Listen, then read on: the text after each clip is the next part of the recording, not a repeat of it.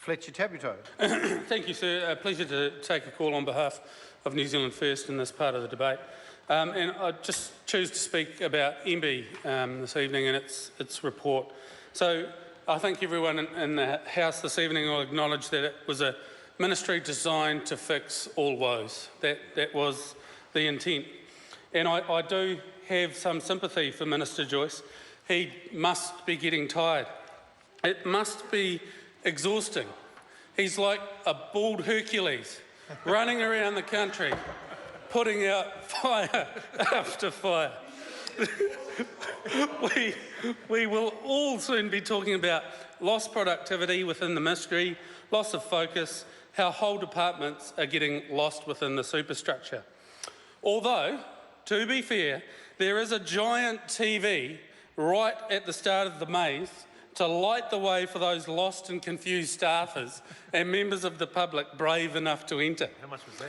Mr Chair, the report describes MB as the primary facing agent for New Zealand business.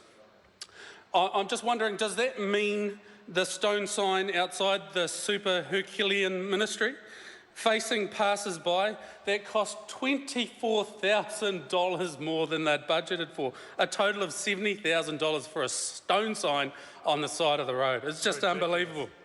Mr Chairman, the report from the super Herculean ministry states that if the community is confident that its society and environment will be protected and enhanced and the benefits of growth are fairly shared, the New Zealand business environment will flourish. So New Zealand First couldn't agree more with that statement. But yet again, the superlative choice of language from this government is first-rate and paints a picture not just in the mind, sir, but in the heart. It's just truly wonderful. But let's examine the statement in a bit more detail. If the benefits of growth are fairly shared. So we know the benefits of growth are not being fairly shared, and this ministry has no solution. We now know that this government is cool or simply apathetic about tax havens.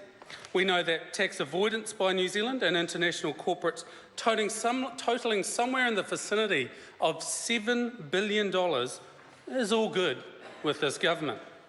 We know that it is fine allowing international fraudsters to use the Auckland housing market to launder money.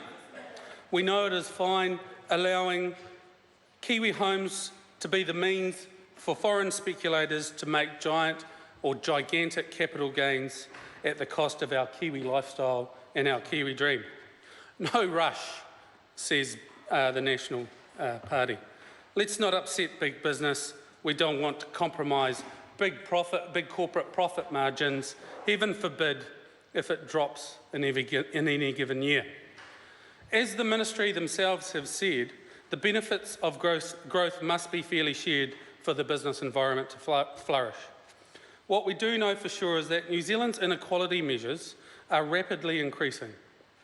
That is, the rich getting richer and the poor getting poorer, and there are more of them. Actually, small to medium business and even the big players in the New Zealand economy are literally losing out on profits, Mr Chairman, because of income inequality here. Rising inequality is responsible for wiping a third off New Zealand's economic growth over the past 30 years.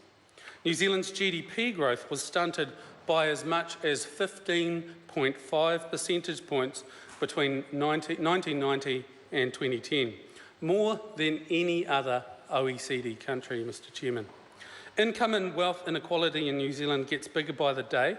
It's not all MB's fault, I acknowledge, but I quote, "Rising inequality has been the norm in most developed countries, but few have seen its increase by as much as New Zealand."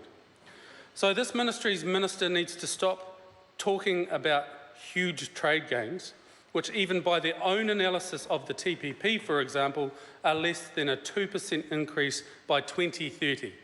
So tiny, actually. Impartial analysis of this free trade agreement shows us that actually, as we sign up to this type of partnership, is what it actually is, sir, a partnership, income inequality in New Zealand and in those partnership nations will actually increase. That is not a solution.